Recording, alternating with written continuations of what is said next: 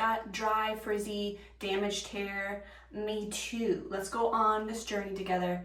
And I have one product that will help with the frizziness, the dry feeling, the damaged feeling of your hair. I just got out of the shower. My hair is still soaking wet and I just shampooed.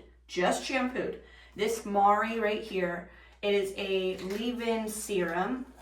They come in, it's a daily serum. You can use it every day. I've used this 5 times and oh my gosh, I want you to see the results because it has helped my hair so much.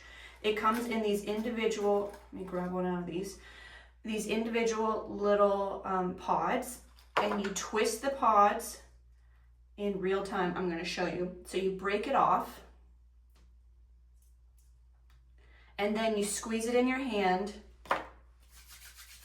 and you run through like the mid to the very end.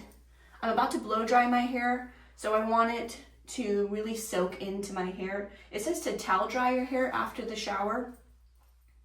It smells really good. It's like this very light florally smell, nothing like too hardcore fragrance. I didn't want any of that. Really good ingredients, not tested on animals.